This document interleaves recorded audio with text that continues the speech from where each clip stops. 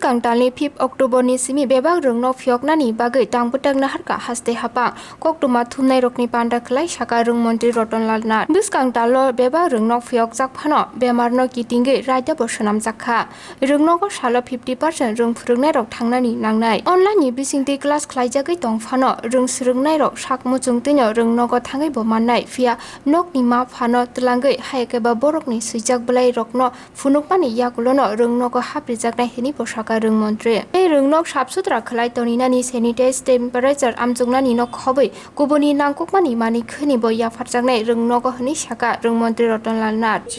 আমরা আপাতত এই হাই পাওয়ার কমিটি আজকে রাজ্য সরকারের সাথে বসে আলোচনা করে সিদ্ধান্ত নিয়েছে 5 অক্টোবর থেকে স্কুলে শুধু শিক্ষকরা যাবে 50% অর্ধেক যাবে একদিন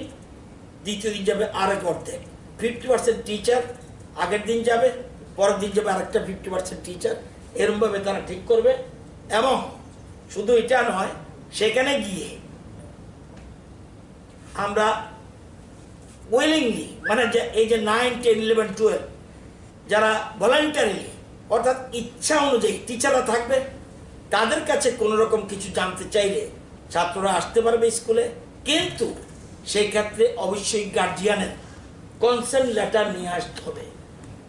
আমরা কাউকে ডাকবো না কিন্তু স্কুল খোলা হবে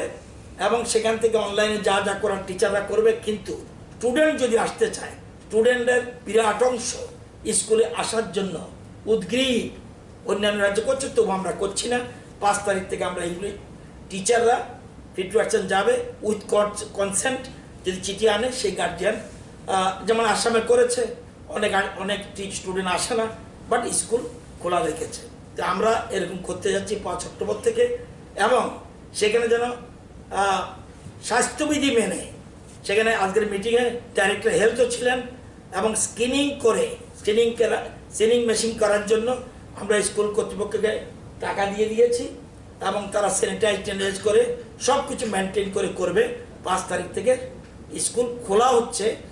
শিক্ষক দিয়ে 50% কিন্তু যদিও 21 তারিখ ছিল আমরা আরও পিছিয়ে 5 অক্টোবরে নিয়ে গেছি এটা এবং সেখানে এরকম আমরা প্ল্যানিং নিয়েছি